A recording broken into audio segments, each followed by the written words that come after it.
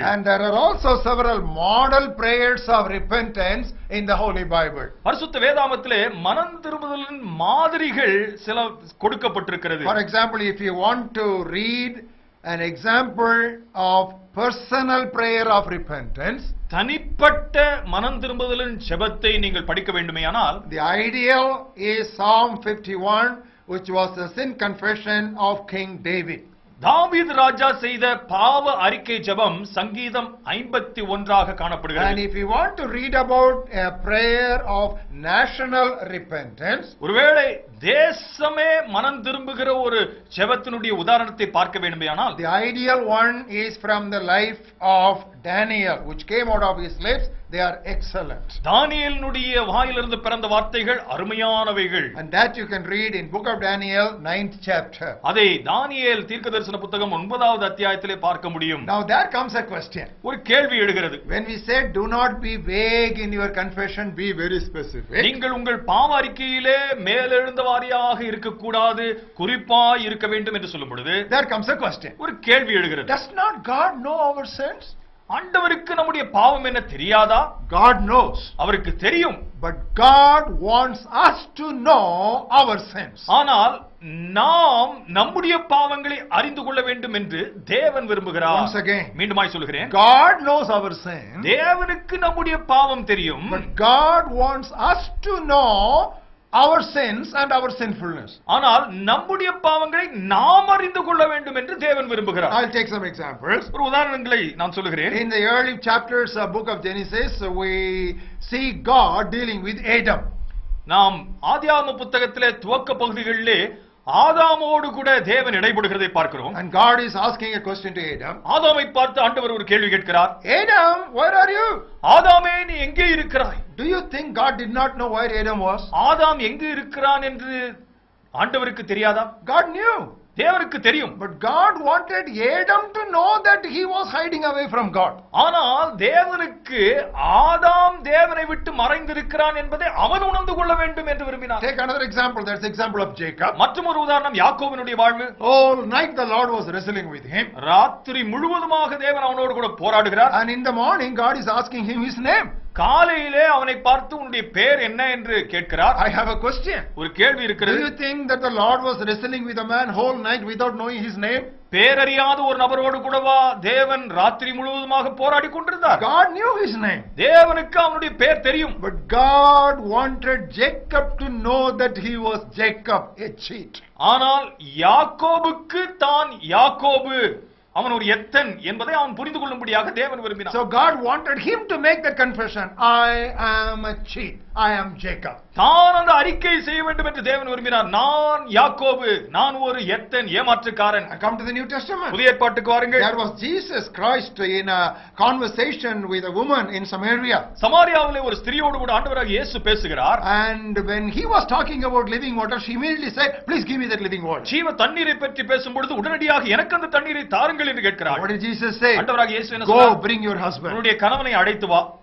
And she immediately said, I have no husband. எனக்கு கணவனே இல்லை என்று And சொல்கிறார். immediately Jesus gave the details. உடனடியாக விவரங்களை எல்லாம் ஆண்டவர் சொல்லிவிட்டார்.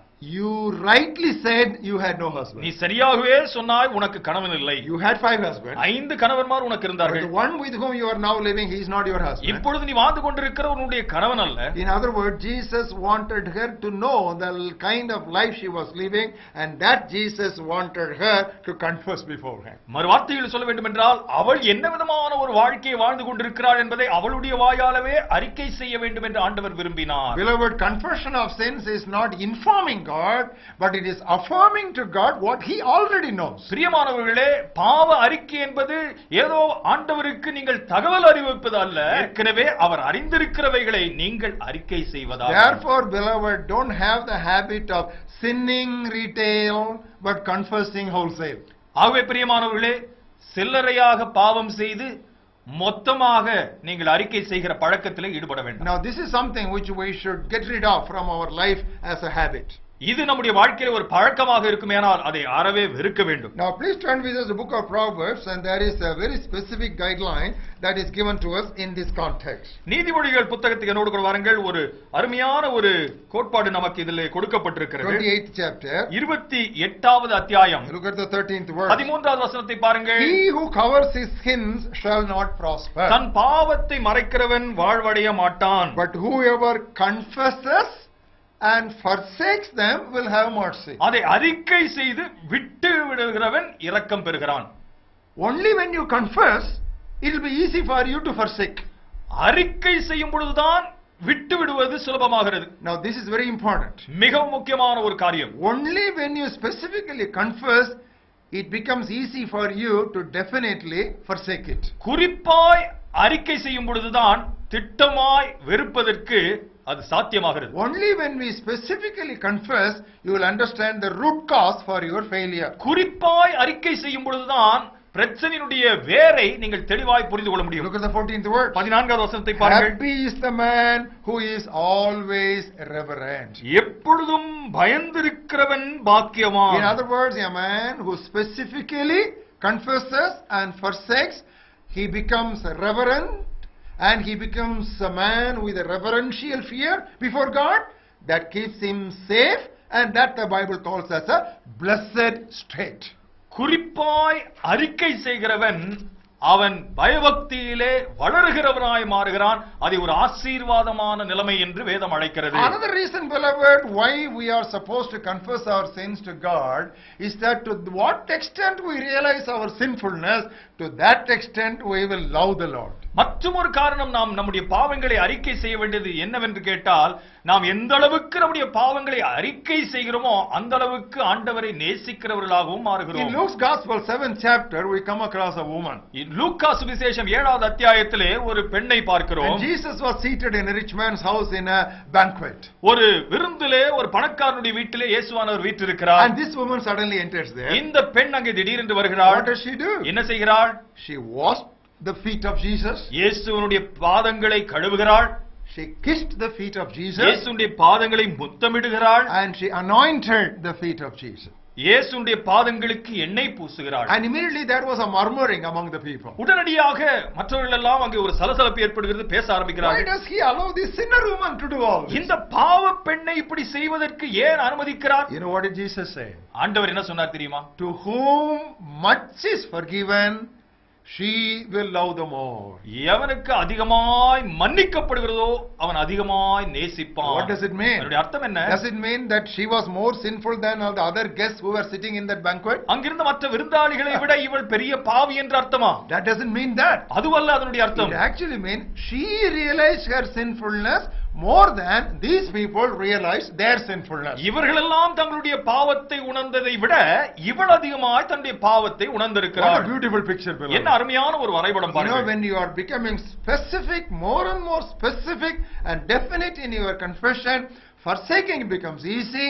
Not only that, you fall in love with the Lord again and again, over and over again. அறிக்கை செய்ய நீங்கள் மிகவும் குறிப்புள்ளவர்களாய் மாறும் பொழுது விட்டு விடுகிறது சுலபமாகிறது. மாத்திரமல்ல, ஆண்டவரை இன்னும் அதிகமாய் நேசிக்க முடிகிறது. And that makes you to really walk humbly before God. அது மெய்யாகவே ஆண்டவருக்கு முன்பாக உங்களை தாழ்மையோடு நடந்து கொள்ள You செய்கிறது. know, this woman who realized her sinfulness, தன்னுடைய பாவத்தை உணர்ந்த இந்த பெண்மணி she washed his feet, அவருடைய பாதத்தை கழுவுகிறாள். kissed his feet, அவருடைய பாதத்தை அவள் முத்தமிடுகிறாள். anointed his feet. அவருடைய பாதத்தை You அபிஷேகிக்கிறாள். know, what a sign of humility. என்ன ஒரு தாழ்மை பார்த்தீர்களா? Beloved, that's what the Bible says. He who stays reverent, he who maintains that reverential fear, he who walks humbly, he is a blessed man. ஆகவேதான் வேதம் அவ்வளவு தெளிவாய் நமக்கு சொல்கிறது, பயபக்தி உள்ளவனாய் இருக்கிறவன் பாக்கியவான். That is the real blessed state that God is calling us today. அந்த ஒரு ஆசீர்வாதமான நிலைமைக்கு தான் ஆண்டவர் நம்மை அழைக்கிறார். You know, in revival meetings we are simply called, rededicate your life to the Lord, rededicate your life to the Lord. எழுப்புதல் கூட்டங்களே அடிக்கடியாக மீண்டும் உங்களுடைய வாழ்க்கையை அர்ப்பணியுங்கள், மீண்டுமாய் உங்களுடைய வாழ்க்கையை அர்ப்பணியுங்கள் என்று அழைக்கிறார்கள். I believe this word rededication cannot be a substitute for genuine repentance. மறுபடியும் அர்ப்பணிப்பது என்பது மனம் திரும்புதலுக்கு ஒரு மாற்றாக பயன்படுத்தக் கூடாது என்று நான் உறுதியாய் I நம்புகிறேன். think we have invented that word rededication as an easy alternative and substitute for genuine repentance. உண்மையான மனம் திரும்புதலுக்கு பதிலாக மறுபடியும் அர்ப்பணம் என்கிற ஒரு வார்த்தையை நாம் புதிதாக கண்டுபிடித்திருக்கிறோம் என்று நான் But நினைக்கிறேன். when will the revival come genuinely in our lives? உண்மையாகவே